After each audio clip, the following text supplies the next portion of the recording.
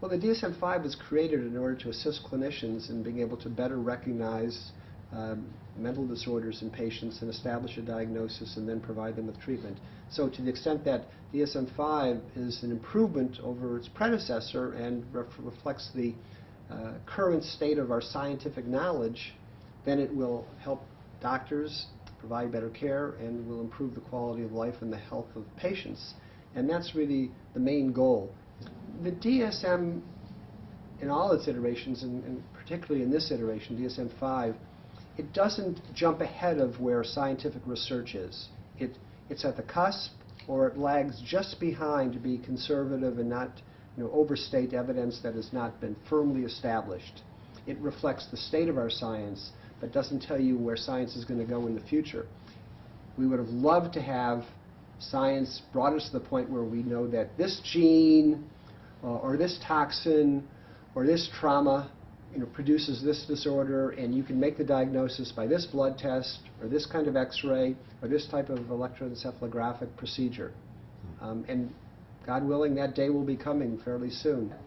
The criticism that frequently occurs, undeservedly, is that the proliferation of diagnosis tries to pathologize normal behavior. And I simply cannot agree with that. I think it's just plain wrong. I say it's wrong because if you look at the history of diagnoses in all areas of medicine, and let's take ICD, which is really the coda of diagnoses for medicine. If you look at the evolution of ICD, which is now in its 10th version, its 10th iteration, it's increased by about 8% in number of diagnoses with each new edition. It's the nature of science. We're identifying disease where it previously wasn't recognized, or we're able to subdivide disorders into more precisely defined disorders when they were grouped together before. So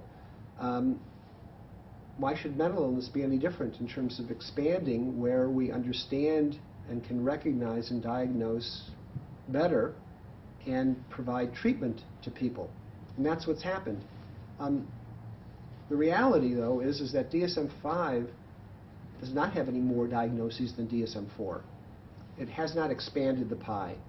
What it may have done is sort of slice the pie in slightly different slices to more precisely reflect the conditions people suffer from based on the intervening research that's been done since the last edition. But it isn't including more people who previously were not considered ill. It's simply defining them in different ways.